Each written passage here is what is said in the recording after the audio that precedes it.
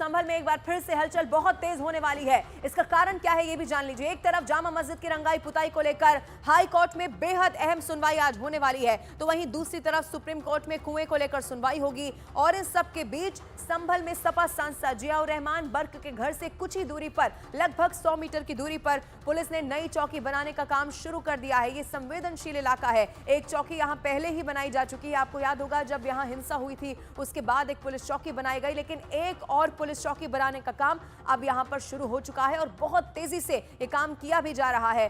3 बड़ी वजह जिनके वजह से आज संभल में हलचल रहने वाली है और इसी से जुड़ी हुई अलग अलग 3 तस्वीरें आपके टीवी स्क्रीन पर आप देख रहे हैं। सुप्रीम कोर्ट में सुनवाई होगी, जो कुआं वहां पर मिला था उससे जुड़ी हुई ये सुनवाई है। हालांकि पहले ही ये साफ कर दिया गया है कि इस कुएं का मस्जिद से कोई सरोकार नहीं है।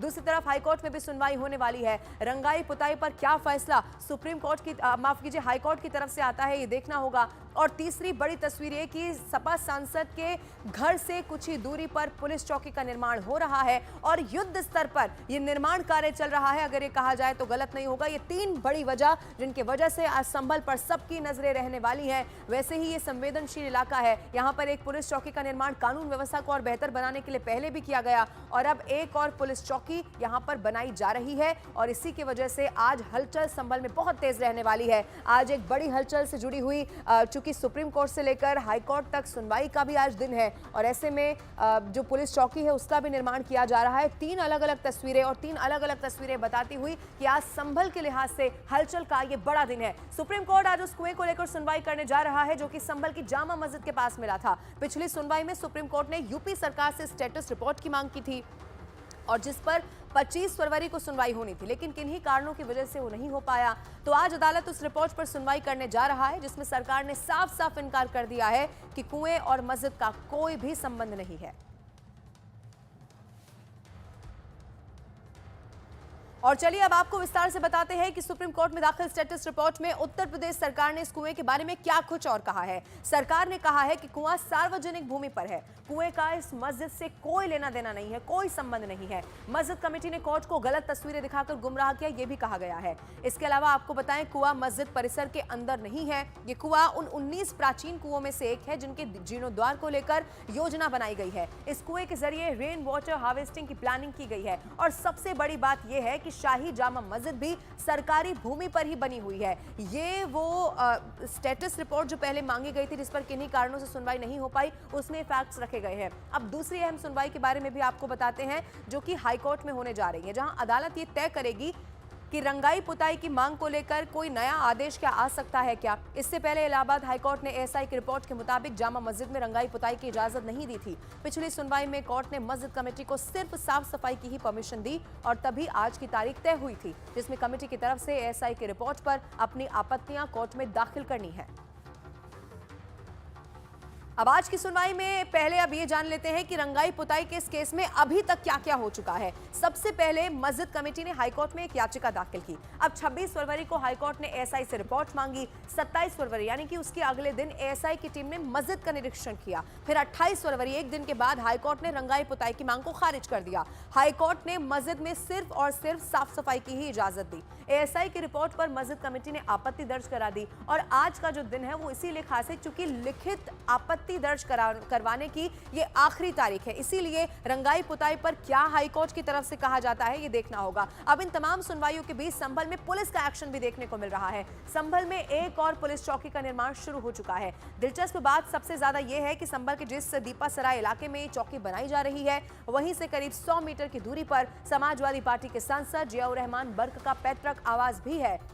संभल हिंसा के बाद पहली पुलिस चौकी जामा मस्जिद के ठीक सामने बनाई गई, तो उसके बाद ये दूसरी बड़ी पुलिस चौकी मानी जा रही है जो कानून व्यवस्था को देखते हुए बनाई गई। अब इसी को लेकर संभल पुलिस अलर्ट पर है। अलग अलग 3 तस्वीरें आपके टीवी स्क्रीन पर। संभल का दीपासराय मोहल्ला अपराध की दृष्टि से अत्यंत संवेदनशील मोहल्ला रहा है। यहाँ अतिवादी संगठन के काफी अपराधी, साथ ही सक्रिय पेशे और अपराधी के साथ ही तस्कर निवास करते हैं, जिनकी निगरानी के लिए चौकी की आवश्यकता थी, जिनसे इन अपराधियों पर निगरानी रखी जा सके, साथ ही रोकथाम किया जा सके। यह प्रस्तावित चौकी लगभग 1000 स्क्वायर फीट की एरिया पर बन रही है। और इस वक्त दीपक बिश लाइव मेरे साथ मौजूद है। सीधा दीपक का ही रुख कर लेते हैं। दीपक, आज 3 अहम ऐसी चीजें जिनकी वजह से संभल पर सबकी नजरें रहेंगी। एक तरफ हाई कोर्ट, सुप्रीम कोर्ट में सुनवाई का दिन और फिर नई चौकी का भी निर्माण हो रहा है। किस तरह की तस्वीर आप देख पा रहे हैं और सुरक्षा के भी इंतजाम वहां पर है क्या दीपक? देखिए लवीना, जिस तरह से आज काफ़ी अहम दिन है, क्योंकि संभल में सबसे पहले तो बता दूं कि दूसरी वो बड़ी पुलिस चौकी बन रही है जो दीपा सराय इलाके में बन रही है, और दीपा सराय संभल का सबसे सेंसिटिव इलाका कहा जाता है। वहीं दूसरी तरफ आज हाई कोर्ट में भी अपनी तरफ से आपत्ति दर्ज करा सकती है जामा मस्जिद कमेटी, क्योंकि जो पिछले शुक्रवार को हमने देखा था कि रंग रोगन को लेकर एएसआई की जो रिपोर्ट थी उसमें हामी भरी थी कोर्ट की तरफ से, लेकिन कोर्ट ने ये भी दरवाज़ा खुला रखा था कि वो जो मुस्लिम कमेटी है वो इसमें आपत्ति दर्ज करा सकती है। तो आज देखना होगा क्या आपत्ति दर्ज कराई जाती है या नहीं। अगर आपत्ति दर्ज कराई जाती है तो उसके बाद कोर्ट उसमें क्या अपना रुख तय करेगा। वहीं सुप्रीम कोर्ट में भी है, लेकिन सबसे बड़ी चीज़ यही कि दीपा सराय में जो पुलिस चौकी है वो बनना यहाँ पर सबसे अहम होगा, क्योंकि उसके लिए भारी सुरक्षा बल यहाँ पर कुछ देर में नजर आएगा और हम दिखाएंगे आपको कि किस तरह की सुरक्षा व्यवस्था होगी और उसके बाद किस तरह से उसका निर्माण होगा। क्योंकि इससे पहले नवंबर में जिस तरह से हिंसा हुई थी संभल में, उसके बाद एक पुलिस चौकी जामा मस्जिद के सामने बनाई गई थी और उसे जो कंट्रोल रूम कहा जाता है उस स्तर पर उसे बनाया जा रहा है आधुनिक तरीके से। तो ये भी जो पुलिस चौकी है ये भी काफ़ी अहम मानी जा रही है, क्योंकि दीपा सराय वो इलाका है जहाँ से कई संदिग्धों को गिरफ्तार किया जा चुका है। इससे पहले भी कई सारे जो अकीस एक संगठन है, आतंकी संगठन, उसमें कई ऐसे शामिल हुए जो संदिग्ध थे, उनकी मूवमेंट दीपा सराय से ही थी। तो दीपा सराय का ये पुलिस चौकी जो है काफ़ी अहम मानी जा रही है और कुछ देर बाद इसमें यहाँ पर आज शिलान्यास इसका किया जाएगा। और दीपक, ये जो पूरा इलाका है वो वैसे भी बड़ा सेंसिटिव है। दीपा सराय जो इलाका बताया जा रहा है, चूंकि कई ऐसे कनेक्शंस भी इसमें सामने आए हैं, वो चाहे आतंकी संगठनों से जुड़े हुए हों, ऐसे में यहाँ पर एक और जो पुलिस चौकी है उसका निर्माण होने जा रहा है और ये तो बर्क के घर के करीब भी बताया जा रहा है। दीपक, जो जानकारी मिल रही है। बिल्कुल जी, और बर्क जो है सांसद जो है उनके घर के काफ़ी नज़दीक है। उसके अलावा कई ऐसे संदिग्ध जो जिनमें पाकिस्तान की जेल में भी बंद हैं उनका भी घर उसके आसपास ही है। तो कुल मिला के ये कहा जा सकता है लवीना कि इस पुलिस चौकी को बनाने का मकसद सिर्फ कानून व्यवस्था पर ही निगाह नहीं रखना, बल्कि वहाँ पर जो इंटेलिजेंस की नज़र होती है वो दीपा सराय के कुछ ऐसे खास घरों में उनकी नज़र है, उसको लेकर भी यहाँ पर इस पुलिस चौकी को बनाया जाना है। क्योंकि इस पुलिस चौकी की आड़ में वहाँ पर जो आसपास का इलाका है उसमें तो नज़र रहेगी ही, साथ ही ऐसे संदिग्धों के खिलाफ और ऐसे क्रिमिनल्स के खिलाफ वहाँ पर पुलिस कोशिश ये कर रही है कि वहाँ पर नज़र रखी जा सके, जिससे भविष्य में लॉ एंड ऑर्डर की स्थिति पर काबू किया जा सके। ठीक है दीपक, आप नजर बना के रखिएगा, कोई अपडेट होगा तो फिर से आपका रुख करेंगे। फिलहाल बहुत शुक्रिया।